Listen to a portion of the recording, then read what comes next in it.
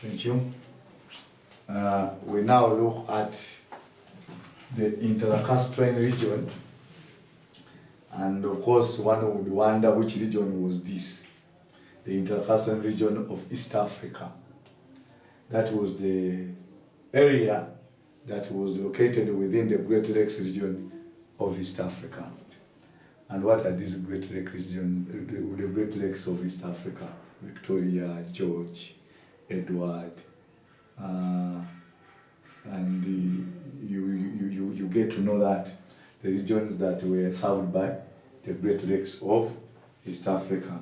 And that's the one we are calling what? The Interlucustrine region. And we are looking at the kingdoms that rose in this region. And we shall first look at the early Interlucustrine rulers, or the early Interlucustrine kingdoms. The earliest Interlucustrine regions were two. The earliest were two. And of course we can look at them as earliest. These were the earliest kingdoms, and that was the Tembuzi and the Chwesi. Those were the earliest rulers of the Interlucustrine region. And then after that, we shall look at other kingdoms that later emerged in the Interlucustrine region, like Ankole Kingdom, Bunyoro, Buganda, Karabuanga, and very many others. So, but today, our emphasis will be on the what? On the first two. And those were the what? The earliest Interlucustrine kingdoms.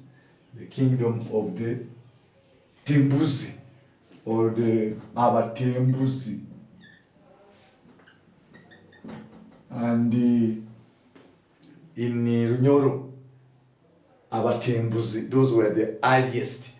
Abatembuire, those who started the leadership in this region, those who kick-started the leadership, the rule.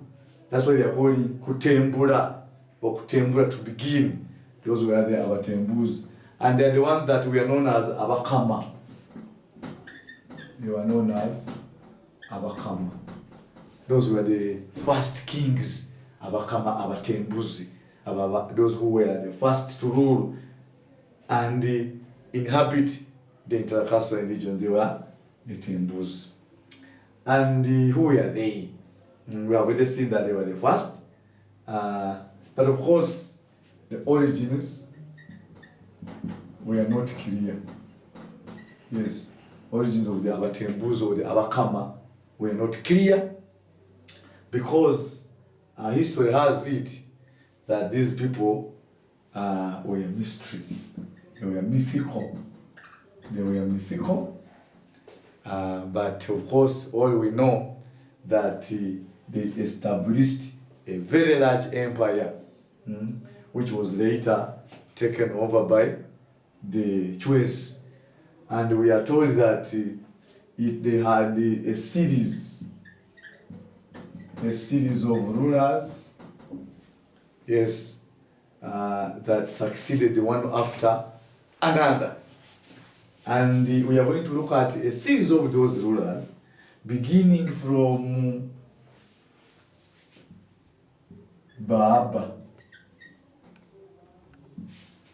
Ngonzaki, Kakama, Twale, up to Isaza.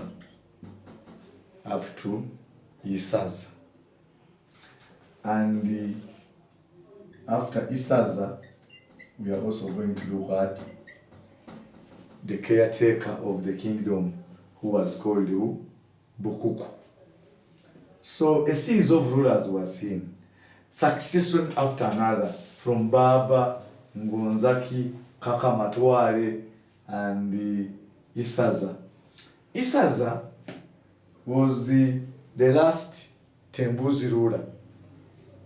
But because of the mysterious way he left the kingdom. No one knew where he went. Some say he got drowned.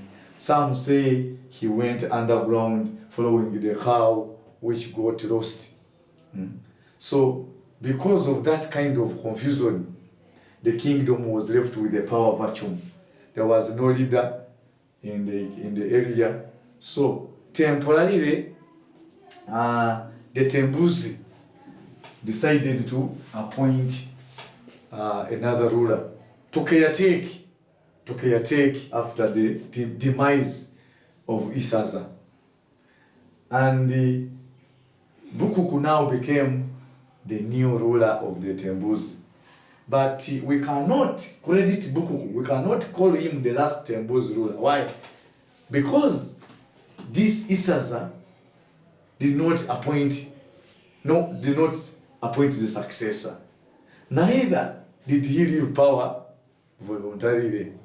He got lost. And the people, as they wait for his return, they put... in fact, Bukuku was not appointed. He appointed himself. Bukuku was a gate man. Bukuku was originally a gate man.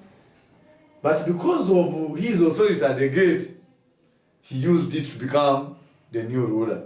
But because of his cruelty, he was very cruel, the people could not accept him. He was torturing people at the gate. His days at the gate were a nightmare for many. So that's why the people, the Tembuzi, could not accept them as their what? As their ruler. And so, in the history of the Interlucustrine region, Bukuku was never the last Tembuzi ruler. So the last Tembuzi ruler was Isaza.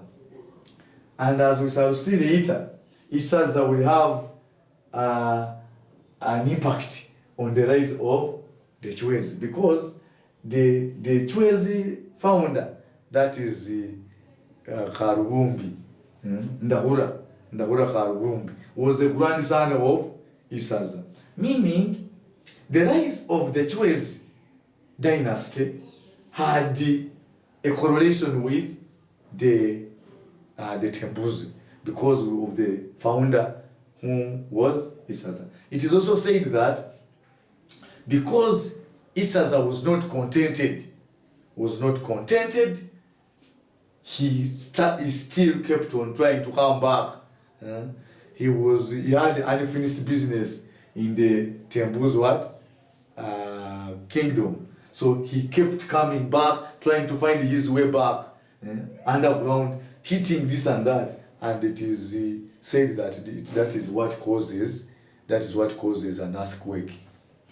As an earthquake is happening, they say Isaza is trying to come back from underground to come and take over his kingdom, which Bukuku grabbed by force. We are praying for him. One day, you never know, he will come out and take over. But by the time he comes back, he will find that things have changed.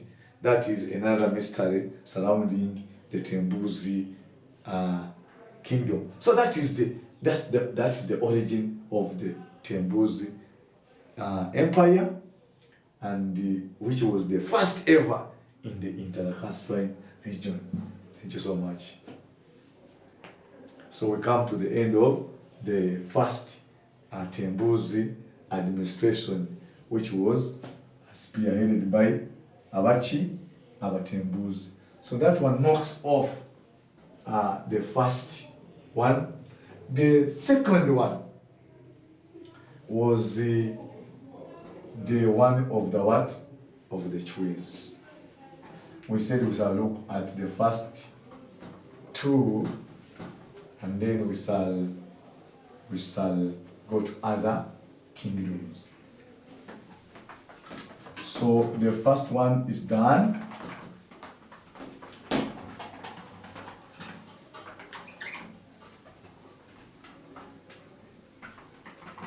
The one of the Tembuzi is done.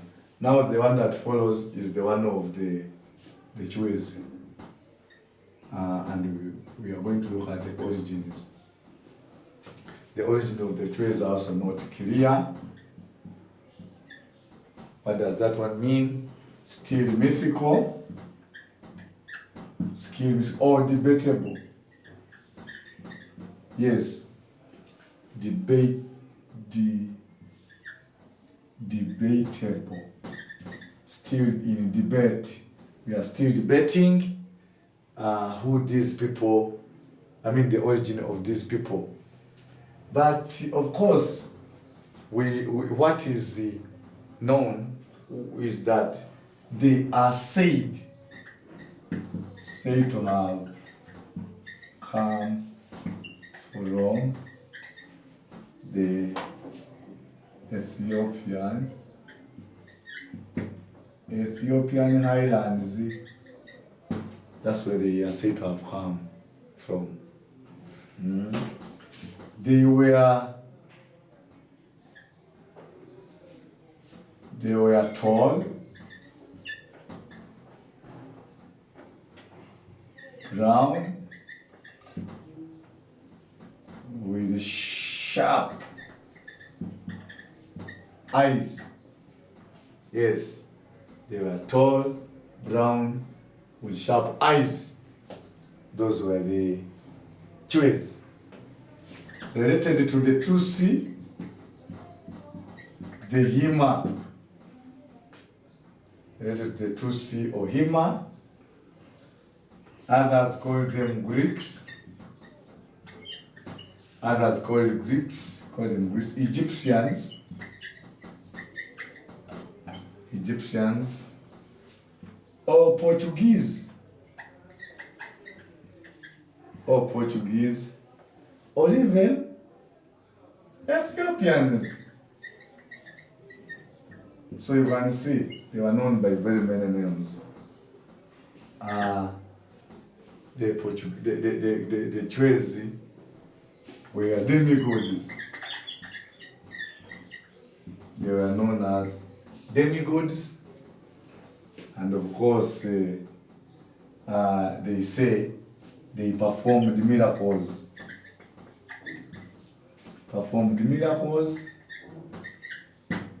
Miracles like what? Eating fire. They could eat fire. They could disappear.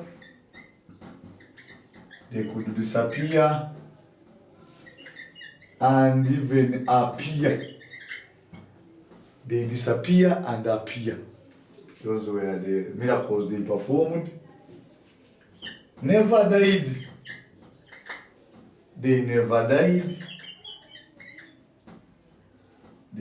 died, but went to heaven. They never died, they went to heaven. And so, unlike the Tembus who were people, these were real people. These were just demigods. And of course, after that, we are told that the first ruler and founder was Ndaura Karuhumbi. Why was he referred to as Karuhumbi? He was a potter. He was very good at pottery, and that's why they called him Ndaura Karuhumbi. And we are told that this Ndaura was the grandson of Isaza, the last Tembuzi ruler. That's why I say that the rise of the Chwezi dynasty was as a result of the collapse of the Tembuzi. The last ruler who brought the Chwezi dynasty to the end was Wamala. It's called Wamala.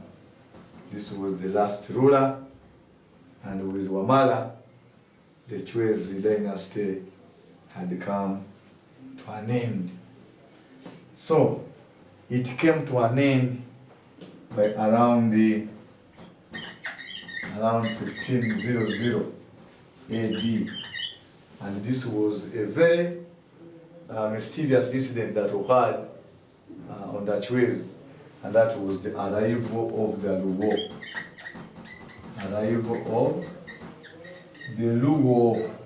With the arrival of the Luo into East Africa, and with the establishment of the Luo Babito dynasty, the Trace dynasty was no more.